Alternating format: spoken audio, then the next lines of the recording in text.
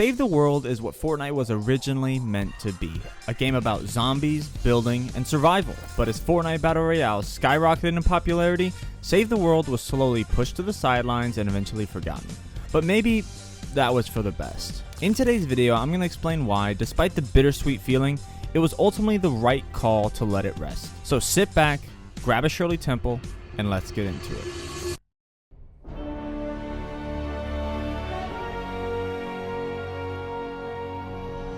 To really understand why Save the World's death mattered, we need to go back to the beginning, before Fortnite became the global phenomenon we know today. When it launched in paid early access back in 2017, it was about teaming up, building defenses, and fighting back waves of zombie-like husks, all while slowly pushing back a mysterious storm that had consumed the world. The game was structured like a journey. You started in Stonewood, learning the basics of building, traps, and missions. Then you'd move on to Plankerton, where enemies got tougher and strategies more important.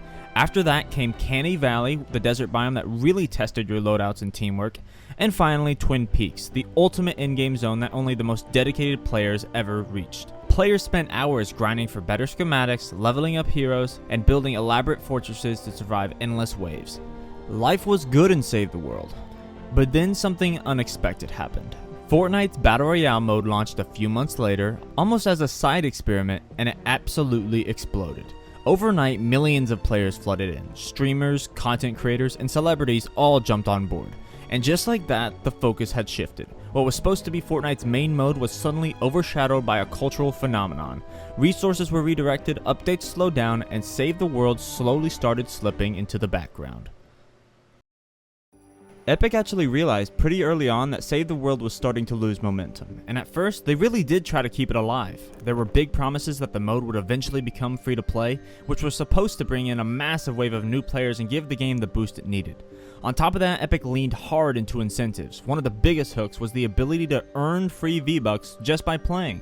For a lot of people, that was reason enough to buy the mode. Even if you didn't love the grind, you could jump in, do your daily quest, and walk away with rewards you can use in Battle Royale. For a moment, it actually worked. New players trickled in, missions felt alive, and it seemed like Save the World actually had a shot of growing alongside Battle Royale. But the hype didn't last. The promised free-to-play launch kept getting delayed, and eventually, Epic quietly scrapped it altogether. Updates started slowing down, events felt recycled, and it became obvious that all the real attention was going to Battle Royale. On top of that, V-Buck rewards were nerfed, new content dried up, and the players who came for the V-Bucks started leaving in droves. By the time Epic officially declared Save the World out of early access in 2020, it didn't feel like a new beginning, it felt like a quiet funeral for what could have been.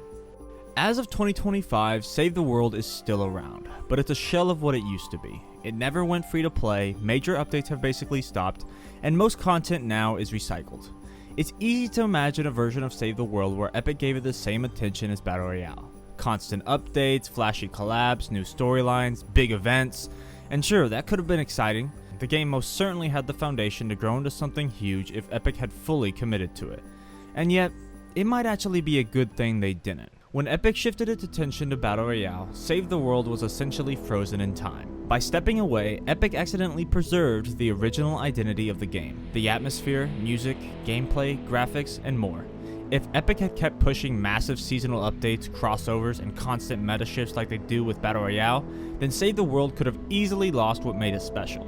Instead, it's now become a time capsule, a version of Fortnite that stayed true to its roots. For the small but dedicated community that stuck around, that's a part of the charm. There's no crazy gimmicks, no collab spam, no forced reinventions, just the game they loved, mostly untouched, and in a weird way, being left behind kept it pure. Save the World's story is a bittersweet one. It started off as Fortnite's main focus, but was eventually overshadowed, slowly forgotten, and left behind. Epic tried to revive it, made promises they didn't fully deliver on, and eventually shifted all the attention to Battle Royale. But in the end, that neglect preserved its legacy.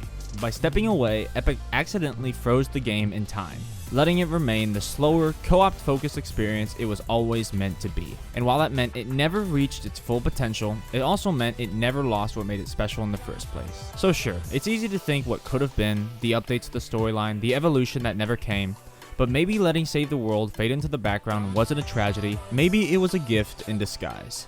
And that, ladies and gentlemen, is why Save the World's death was actually a good thing.